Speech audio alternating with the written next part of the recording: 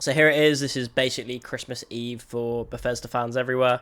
We are potentially a day away from the Oblivion remake finally coming out after months, if not years, of speculation and rumor. It looks like we might actually get the Oblivion remake dropping on Game Pass tomorrow, which is just absolutely mad to say. It feels like this month has been so long, and this weekend has been. It's just been dragging because it's going to be so interesting to see if Oblivion does drop on Monday after all these rumors. A lot of them have of course come true, and everyone seems to be agreeing now that the game is going to drop tomorrow, and it's going to be shadow dropped, and there's going to be no fanfare around it. It's just going to be, here's the game, there you go. I'd be surprised if they don't drop like Bethesda uploads a trailer. I would imagine there's going to be some sort of marketing around it, but as it drops, here's the trailer, the game's out now, here's a 60-second trailer about Oblivion Remake, it's updated stealth, updated stamina, updated leveling system, updated graphics, etc. Go play it now. That's what I imagine, and it will just be dropped onto Game Pass, which is it's crazy. It's crazy to say. I just wanted to drop in some final thoughts before hopefully the game does come out. First of all, the graphics, having sort of taken it in and the hype's died down a little bit from the leaked screenshots, I actually think it looks really awesome. And even if there is like a tone shift, I personally think whatever we get, the graphics are amazing, and it's gonna be better than anything we ever expected. Even if it's not like quite as colourful, if they've gone for like a more real tone, they've gone for more realism than the theme of when the game came out, which is way more fantasy, very vibrant, very colourful. I think either way it's going to be awesome, and I'm certainly not against like a more gritty, real tone. I really hope the leveling system has been changed, because though I absolutely loved Oblivion, I remember at the time complaining about it, and it's something that everyone seems to agree on, but it's just how you didn't really feel like you were leveling up in Oblivion. And that's when we moved to Skyrim, like the leveling system, I much preferred it because I could actually walk around and eventually become a god if I leveled up enough. I would be very surprised if they don't change that. I think that would actually be. I think that would really.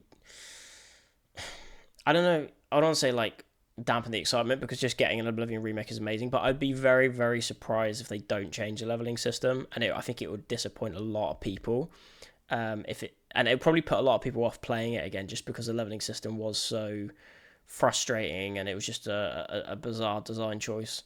It'd also be interesting to see how if they change how you actually level up. Like I remember in Oblivion, you leveled up based on what you were doing, so like you could sneak around behind someone's back and then level up massively and sneak very quickly. So it'd be interesting to see if they change that. The game has obviously been made in the shadows over the last few years. I don't know how long they've been making it, but I would imagine at least 3 years. So it would be incredibly disappointing if it launched with bugs, considering that there's basically no excuse, because why even bother releasing it? Like there's no marketing, it's not been announced, it's not even official yet, and we're potentially getting it tomorrow. Why release it if it's got any bugs in it? That would be, I suppose, incredibly Bethesda if you think about it. But Starfield, they obviously had a massive focus on cutting out the bugs in Starfield. So I would be very surprised if they decided to ship it if it wasn't of the highest quality. I would expect some bugs, but not as many as you would typically expect from an Elder Scrolls. And it would also be great if they cut down the loading screens, because of the fact that they're using Unreal Engine 5. Now, I'm not a developer, I don't know how that works. My understanding is you're basically getting like the logic, the core of how the game works from the creation engine, and then they've basically built Unreal Engine 5 on top to give it obviously the better graphics and stuff.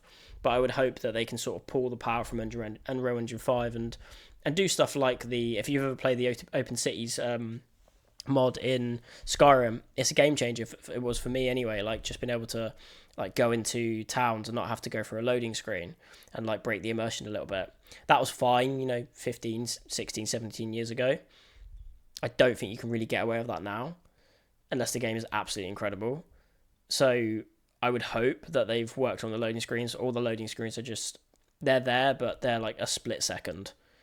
So yeah, I mean, other than that, to be honest with you, like my personal expectations are very low. I'm trying to keep them very low because I really don't want to expect a massive overhaul and then be disappointed. I've had too much disappointment in gaming in the last few years. Some of it from Bethesda that, yeah, I'd rather just keep my expectations in check. Also, what's going to be interesting moving forward is what does this actually mean for like the Elder Scrolls 6? Because Bethesda, they've always seemed very loyal to the Creation Engine, and supposedly they're using Creation Engine 2.0 that they used in Starfield to build Elder Scrolls 6, which has also already been in development for 18 months. I wonder if they've decided that maybe they can tap into Unreal Engine 5 in certain ways, and maybe they can use this as like a test to then do the same thing they're doing with Oblivion on top of Elder Scrolls 6. Because I don't really see how they're going to make Elder Scrolls 6 a success with the Creation Engine based on what we saw with Starfield. The engine, they did a good job in terms of like the graphics, I think, with Starfield, and like some of the environments look great, but it clearly has its limitations, and I feel like they've got everything they can out of that engine. If they can do something creative where they combine it with Unreal Engine 5, that could be awesome, and we could be seeing like the test run for that. I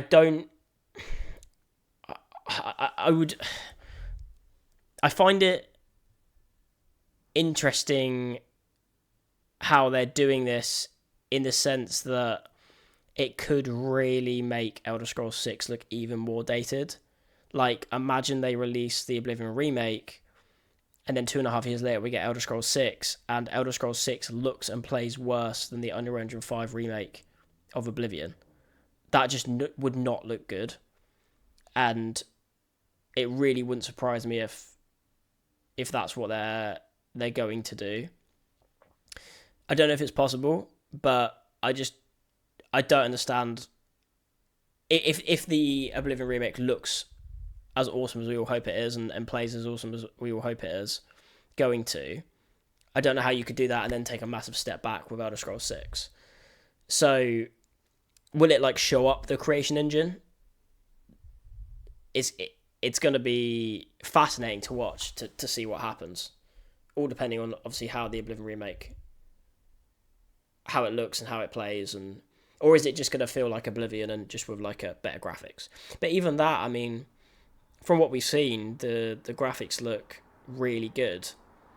So I just don't understand how you could release a remake of a game that is older in the series, almost 20 years old, and then release a brand new game, which is obviously massively hyped, which then has worse graphics. So, I don't know. It's a big decision for Bethesda, and I'm sure it's something that they're thinking over. I mean, I feel like they can use... They either are or they can use these remakes to take the pressure off of the Elder Scrolls 6 weight, and I think they'd be smart to do it. Because looking at like Starfield and the reaction to Starfield and how it already felt like a really old game, I would like to think they took that on board and they're like, okay, cool, actually we are going to need a couple more years on Elder Scrolls 6. What we can do is we can fill in these gaps with these remakes. So we can release Oblivion Remake now, and then in a year's time maybe release a Fallout 3 remake and just drip feed us stuff so the fans aren't getting as agitated. Because I think this will take a lot of the pressure off, especially if it's good, and it will tide a lot of people over. Like, I'm sure if the Oblivion Remake is really good, I'll certainly be playing it over the next year or two, for sure. And I think a lot of people like me who don't have a lot of time to game every single week, that they will like slowly play it alongside, KCD2, alongside GTA 6, alongside playing FIFA, playing COD, that kind of stuff. So it will see me over as someone who's a massive Elder Scrolls 6 fan, Elder Scrolls fan. So I think that would be a smart move, and it wouldn't surprise me if that's what their plan is. But I mean, I don't know if you guys have seen. Someone mentioned this in the in one of my previous videos, but I don't know if you guys have seen these like true scale of Sovngarde Unreal Engine 5 videos. They're pretty awesome. I mean, obviously this isn't what it will look like, but if we just watch this for a sec.